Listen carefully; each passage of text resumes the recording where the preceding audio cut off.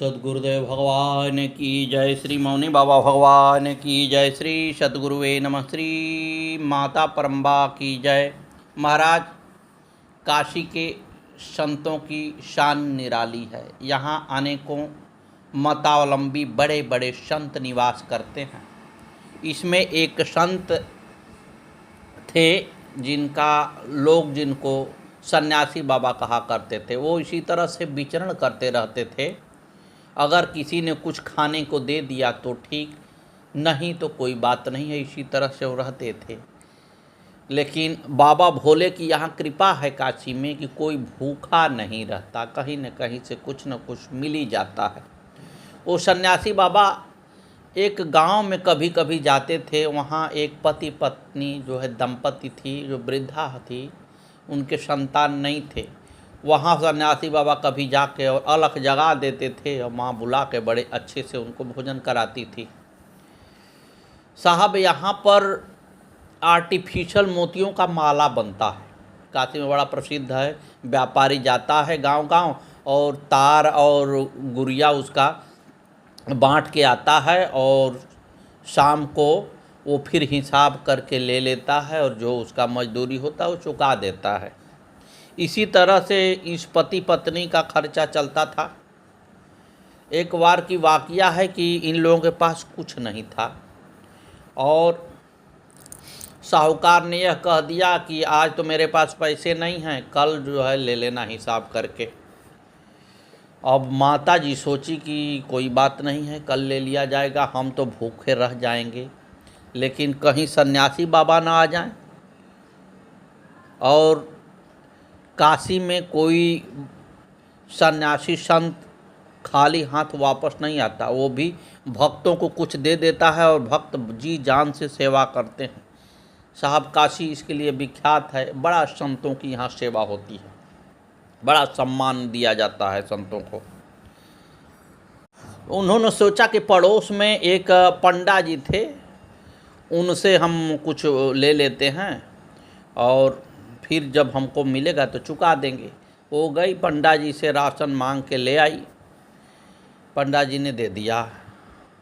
तब तक खुदा नकाशे शाम तक पहुंच गए सन्यासी जी और दरवाज़ा खटखटाए तो वृद्धा थी, दरवाज़ा खोल दिया है। बड़ा उन्होंने स्वागत किया उनका। इसके बाद उनको भोजन परोसा। सन्यासी जी भोजन ग्रहण किए। तो यहाँ का संत जब भोजन ग्रहण करता है, अलख जगाता है, तो आपको कुछ दे के जाता है। आपका जय जयकार जरूर वो करेगा, ऐसे खाली हाथ तो नहीं जाएगा वो। तो इन्होंने भोजन किया, उनका जय मनाया और निकल ली। आगे जाते हैं महाराज, तो उनके साथ ऐसी घटना घटती है कि उस समय कार्तिक का महीना था। कुत्ते जो है क्रॉस हो रहे थे। उनको देखकर एकाएक इनका दिमाग परिवर्तन हो गया। इंद्रिय को वश में करना बड़ा कठिन हो गया। ये बड़े परेशान हो गए। कामदेव का प्रहार जबरदस्त संत पर हो गया। ये बड़े ही परेशान हो गए कि अरे ऐसे कैसे मेरे साथ हो सकता है। वो पुनः वापस आए और आवाज़ लगाए माँ, तो उन्होंने दरवाज़ा खोल दिया। तो उन्होंने पूछा कि आपने खाना शुद्ध विचार से बनाया था ना, कहीं ऐसा तो नहीं, कोई अपराध तो नहीं सोच लिया। तो उन्होंने कहा नहीं, ऐसा कोई हमने अपराध नहीं सोचा है, बड़े शुद्ध से हमने खाना बनाया था। फिर उन्होंने पूछा कि जिस दुकानदार से आपने अन्न लिया भोजन बनाने के लिए, उधार तो नहीं लिया, उसका पैसा तो बाकी नहीं रह गया। अब वो जो है महात्मा जी परेशान हैं, कहीं न कहीं से लेकिन लगा है, उसी को खोज रहे हैं। तो वो बूढ़ी माँ तो कुछ देर सकुचाई, लेकिन फिर कही कि महाराज ऐसी ऐसी हालत थी, हमने बगल में पंडा जी के यहाँ से वो अन्न लिया था जिसका हमने भोजन कराया और हमने कहा कि अगले दिन आपको दे देंगे। अब सन्यासी बाबा पंडा जी के यहाँ पहुँच गए। पंडा जी को बोले, आवाज़ लगाए, पंडा जी आए तो जाके बड़ा शिष्टाचार से वो लोग काशी में मिलते हैं।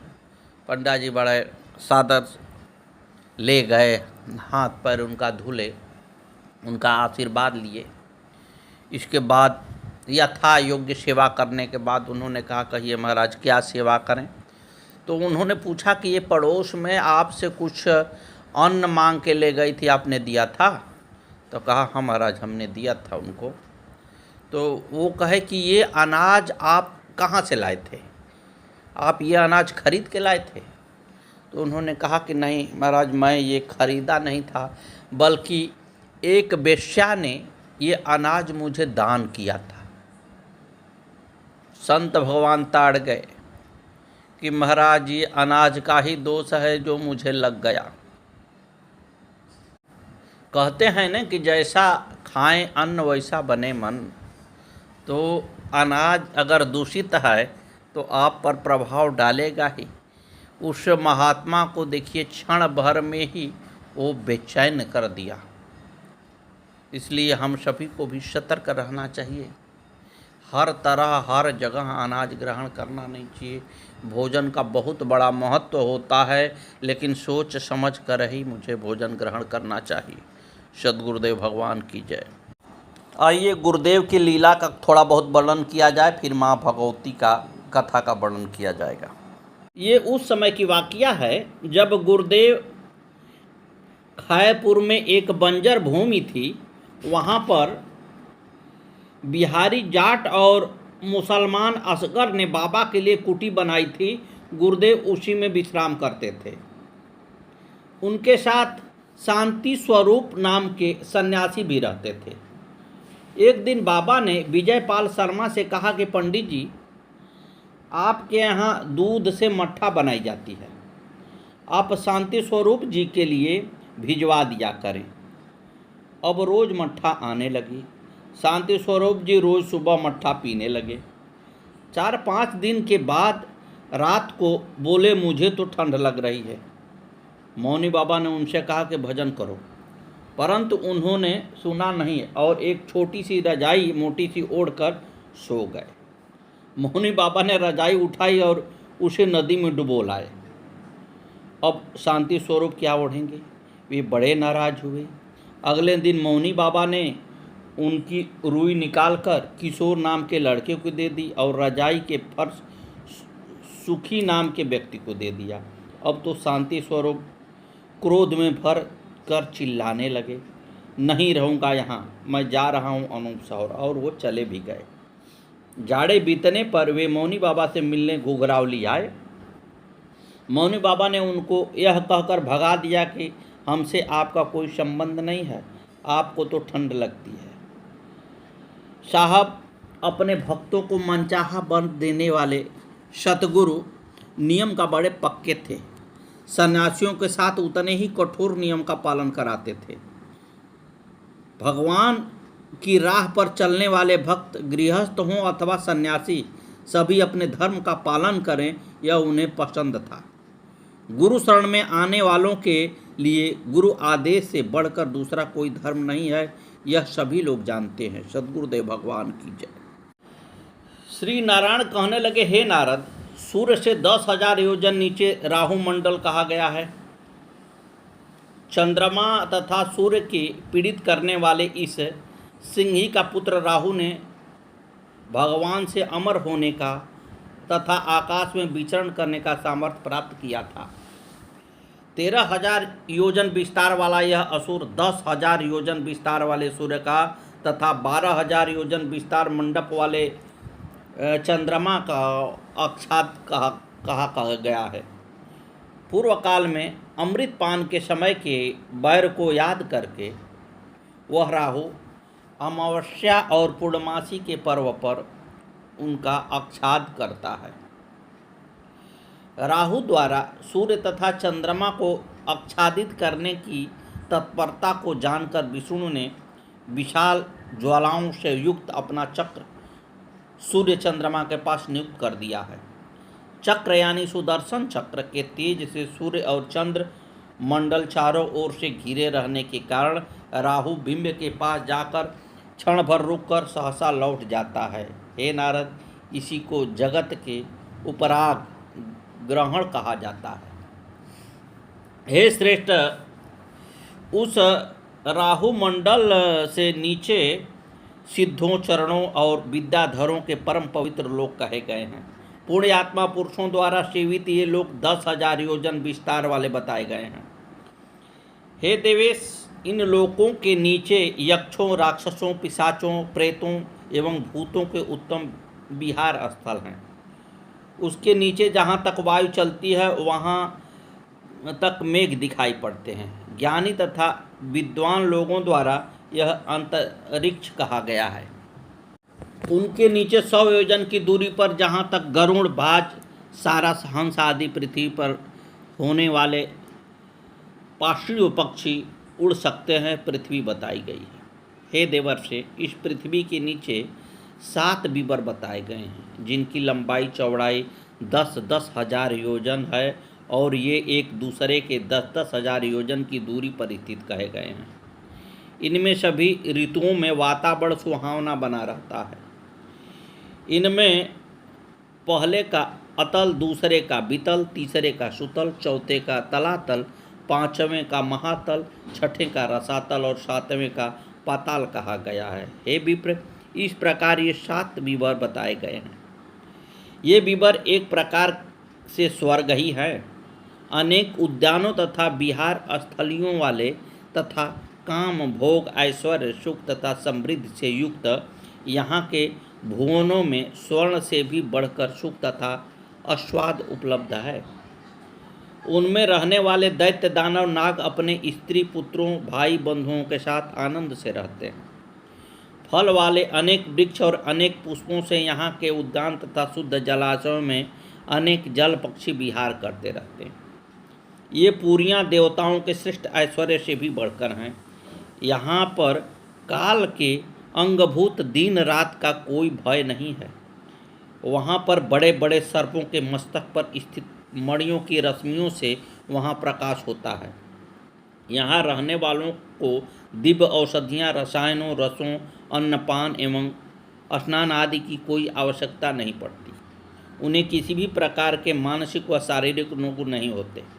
झुर्रियाँ पड़ने, बाल पकने, पसीना, दुर्गंध आने व बुढ़ापे आदि का कोई भय ही नहीं है। वहाँ के निवासियों को विष्णु भगवान के चक्र, सुदर्शन के अतिरिक्त किसी का भय नहीं है।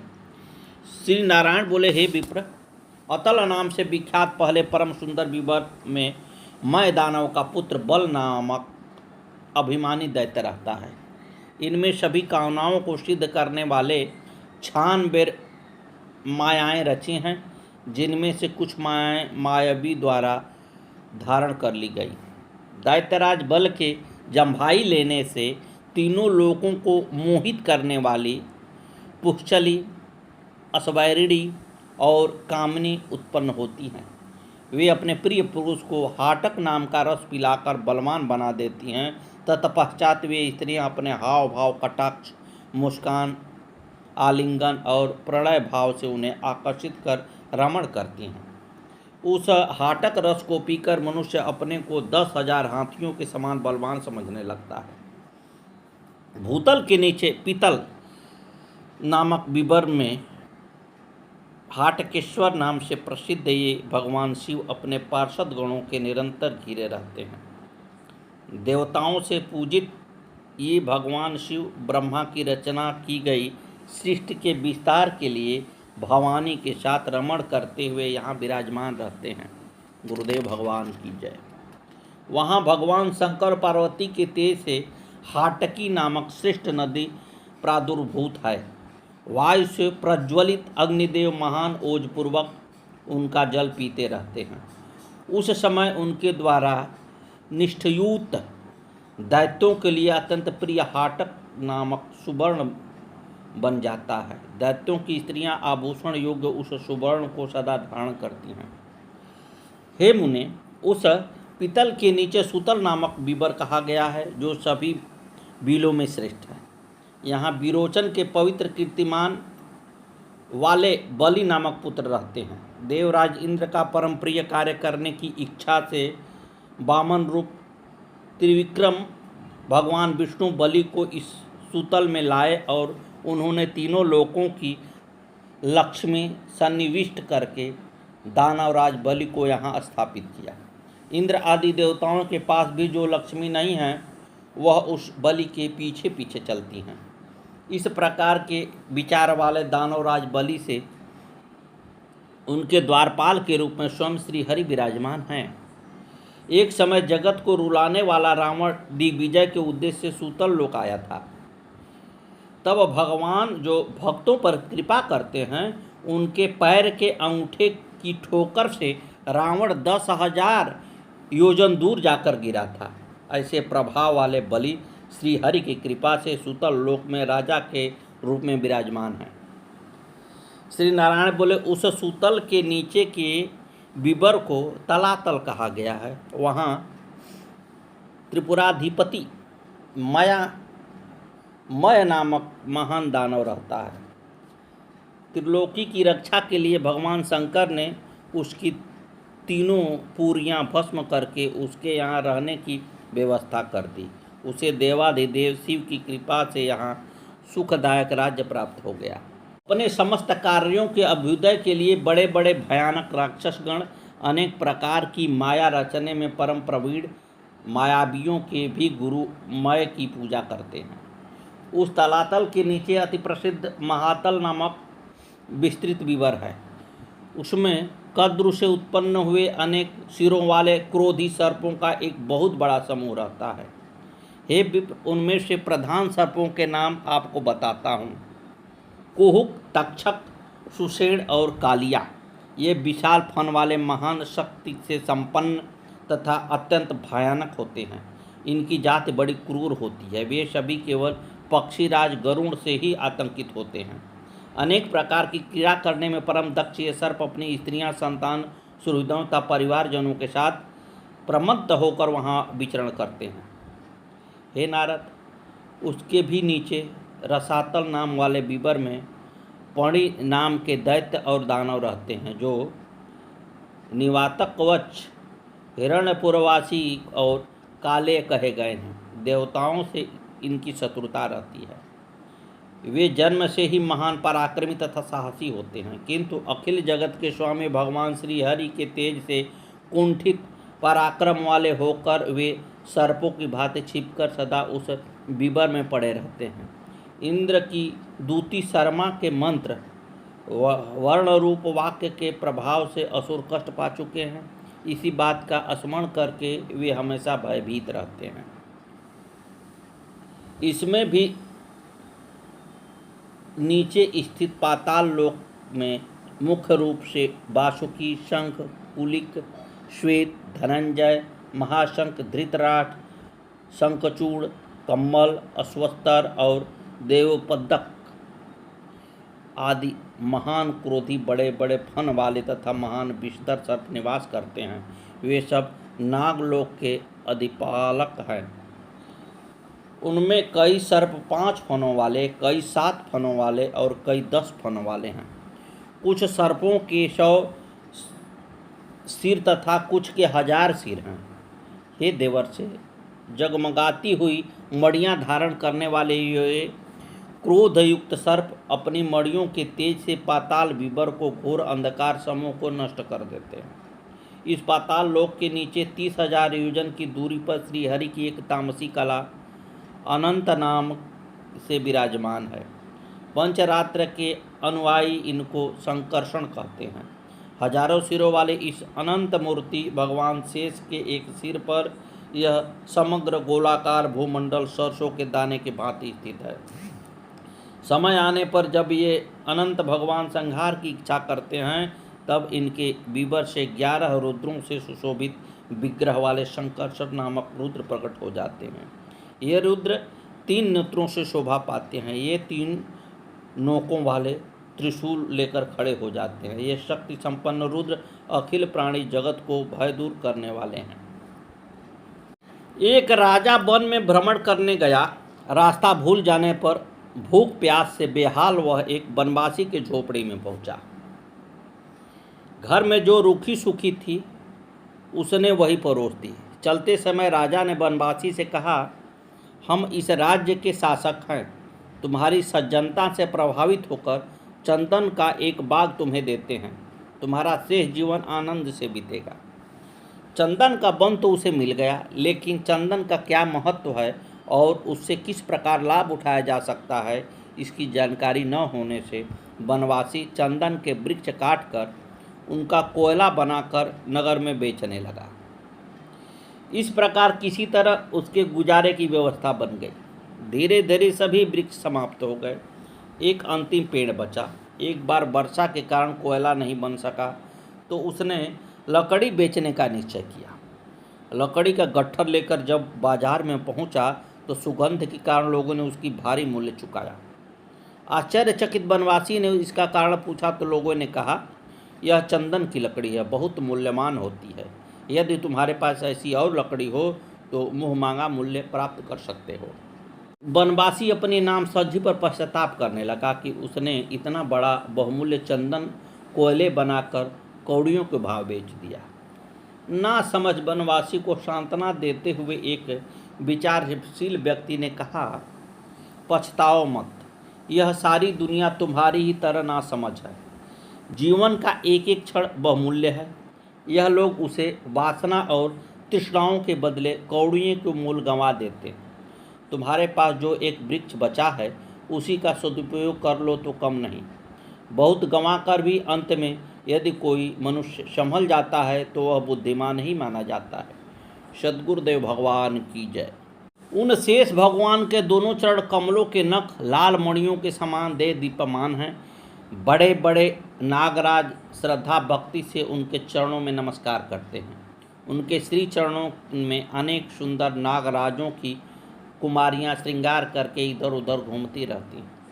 अनंत पराक्रम वाले, अत्यंत उदार हृदय वाले, अनंत गुणों के सागर, महातेजस्वी, क्रोध रोष आदि के वेगों को रोकने वाले, असीम शक्ति के अगाध स्वरूप वे आदिदेव भगवान अनंत सभी देवताओं से पूजित होकर सिद्धों, देवताओं, असुरों, नागों, विद्याधरों, गंधर्वों और मुनिगणों के द्वारा निरंतर ध्यान किए जाते हुए लोगों के कल्याणार्थ वहाँ विराजमान हैं।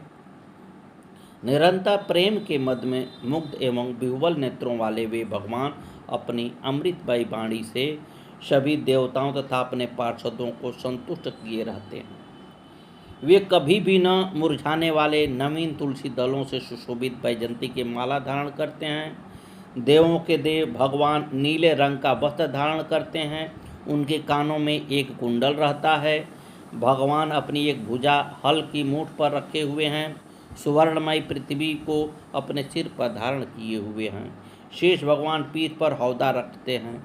इस प्रकार मैंने शेष भगवान की लीला और चरित्रों का वर्णन किया, जिनका दर्शन पाकर इस जगत की उत्पत्ति, स्थिति और प्रलय के हेतुभूत सात्विक प्रकृति गुणों में अपने कार्य करने की क्षमता आ जाती है, जिनका रूप अनंत और अनादि है, जो अकेले होते हुए भी नानात्मक प्रपंच को धारण किए हुए हैं, उन भगवान शंकर को कोई कैसे जान सकता है।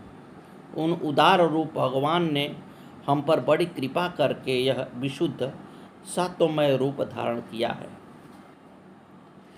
यदि कोई दुखी अथवा पतित मनुष्य अकस्मात अथवा हंसी हंसी में उनके सुने हुए नामों का एक बार भी उच्चारण कर लेता है तो वह दूसरे मनुष्यों के पापों को शीघ्र नष्ट कर देता है। ऐसे शेष भगवान को छोड़कर मोक्ष की इच्छा रखने वाला मनुष्य क्या अन्य किसी का आश्रय ग्रहण करेगा? पर्वत, नदी और समुद्र से परिपूर्ण यह संपूर्ण भूमंडल उन हजार सिरों वाले भगवान शेष के एक मस्तक पर धूल के एक कण के समान स्थित है। वे अनंत हैं, इसलिए उनके पराक्रम का कोई परिमाण नहीं है। हजारों जीभ वाला भी उनके पराक्रम की गणना कैसे कर सकता है। मानस में आया है, मम दर्शन फल परमयनुपा जीव पाव निज सहज स्वरूपा दीन दयाल विरद समभारी हरहु नाथ मम संकट भारी। कनिह रूप नामा अज सच्चिदानंद परधामा व्यापक विश्वरूप भगवाना, तेहि धरि देह चरित कृत नाना। सो केवल भगतन हित लागी, परम कृपाल प्रणत अनुरागी। जेहि जन पर ममता अति छोहु, तेहि करुणा कर किन्हन कोहु। वह लीला केवल भक्तों के हित के लिए ही है, क्योंकि भगवान परम कृपालु और शरणागत वत्सल हैं, जिनकी भक्तों पर बड़ी ममता और कृपा है। जिन्होंने एक बार जिस पर कृपा कर दी, उस पर फिर कभी क्रोध नहीं करते। गई बहोर गरीब नेवाजू, सरल सबल साहिब रघुराजू। बुध बर नहीं हरि जस यस जानी, करहि पुनीत सुफल निजबानी। वे प्रभु श्री रामचंद्र जी गई हुई वस्तु को फिर प्राप्त करने वाले गरीब नवाज यानी दीन बंधु, सरल स्वभाव, सर्वशक्तिमान और सबके स्वामी हैं। यही समझकर बुद्धिमान लोग उन श्री हरि का यश वर्णन करके अपनी वाणी को पवित्र और उत्तम फल देने वाले बनाते हैं। तेहि बलमय रघुपति गुण गाथा, कहूँ नाई राम पद नाथा। मुनिय प्रथम हरि कीरति गाई, तेहि मग चलत सुगम मोहि भाई। अति अपार जे सरित बर, जो नृप सेतु कराई। चढ़ी पीपीली कौ परम लघु, बिनु श्रम पारहि जाहि। सद्गुरुदेव भगवान की। आगे की कथा कल।